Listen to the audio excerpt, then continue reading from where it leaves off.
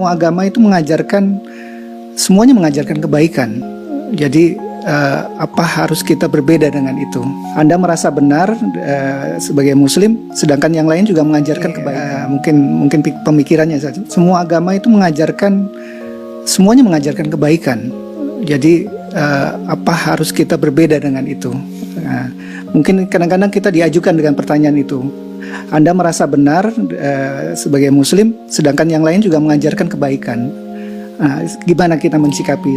Kalau gini Mas, konsepsi agama itu kan bisa diuji dalam 3 aspek. Ya. Satu aspek ketuhanan, teologinya. Yang kedua aspek ibadah, tata cara dia ibadah. Yang ketiga muamalah, yang mengatur pedoman dalam berinteraksi secara sosial. Ya kan? Oke. Boleh jadi di aspek yang ketiga semua menunjuk kepada yang benar, mengajarkan interaksi yang benar dengan sesama. Silahkan Anda cek ya. Pasti semua agama mengatakan harus jujur, nggak boleh mencuri, kan, nggak boleh berzina dan sebagainya. Jadi kalau ada yang membolehkan berzina, menipu dan sebagainya, dipertanyakan konsepsi keagamaannya. Di aspek yang ketiga ini, secara hukum sosial semua bisa sepakat. Tapi dikatakan agama harus memenuhi unsur 2 lagi. Konsepsi ibadahnya bagaimana? Di agama pasti ada ibadah, karena ibadah itu konsekuensi dari keadaan seorang hamba yang menuhankan sosok Tuhan. Pembuktian dari sifat menuhankan itu adalah ibadah, harus menyembah Tuhannya. Bagaimana konsepsinya? Caranya bagaimana dia beribadah? Diatur tidak? Cara dia ibadah seperti apa? Ditunaikan kapan? Bagaimana teknisnya? Apa maknanya? Apa hikmahnya? Apa implementasi ibadah itu bagi kehidupan? Di titik ini pasti akan ada perbedaan. Saya sebagai Muslim, ya, dengan saudara-saudari kita sebangsa setanah air dan non-Muslim, konsepsi ibadahnya pasti beda. Ya, saya di Islam. Kenapa saya meyakini Islam misalnya? Karena konsepsi ibadah saya, ya, yang saya jalani dalam Islam itu menurut saya yang paling sesuai, paling lengkap, paling akurat, paling rasional. Ya, dari sisi sholatnya misalnya, ibadah pokok itu kan sholat. Waktunya jelas diatur. Kapan saya mesti sholat? Panggilannya jelas. Kemudian bagaimana penampilan saya saat akan menunaikan sholat jelas. Apa yang harus saya lakukan sebelum sholat jelas. Sebelum sholat kamu wudhu dulu. Ada langsung firmannya dari Allah, bukan rekayasa manusia, bukan buatan Nabi Muhammad SAW, kan? Langsung dari Tuhan. Nih, Quran surah ke-5 ayat yang ke-6. Di cara wudhunya begini, diatur, diterangkan oleh Rasul. Begini prakteknya.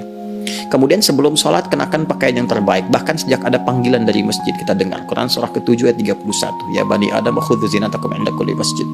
Kemudian setelah itu diatur bagaimana cara memulai ibadahnya, dari mulai takbir pembuka sampai dengan salam. Dijelaskan selain cara, maknanya apa, kenapa tangannya begini, kenapa bacaannya ini, artinya apa, hikmahnya apa.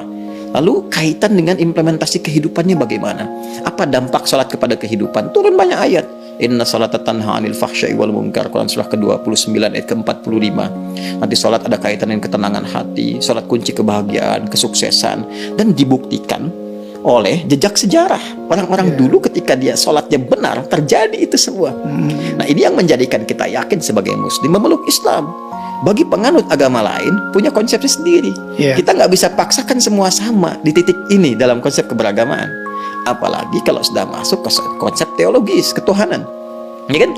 Nah, untuk menentukan agama ini ya benar sebagai agama kan mesti punya konsep ketuhanan. Nah, Islam pun menawarkan kepada kita secara ilmiah dan objektif untuk menguji bagaimana sih standar untuk menetapkan zat itu sebagai Tuhan, ya kan? Apa ukuran-ukurannya? Maka Islam menyampaikan, misalnya di Quran surah ke-42 Asy-Syura ayat yang ke-11, laisa kamitslihi syai' di ujung ayatnya. Ya, sifat Tuhan itu nggak boleh sama dengan selain Tuhan. Ya, harus beda, 100% harus berbeda. Ya, jadi kalau misalnya manusia ini lemah, maka Tuhan mesti lebih kuat. Nggak boleh sama dengan makhluk. Kan? Kalau manusia berpasangan, Tuhan itu harus esa, harus tunggal misalnya. Demikian banyak hal yang bisa ditampilkan.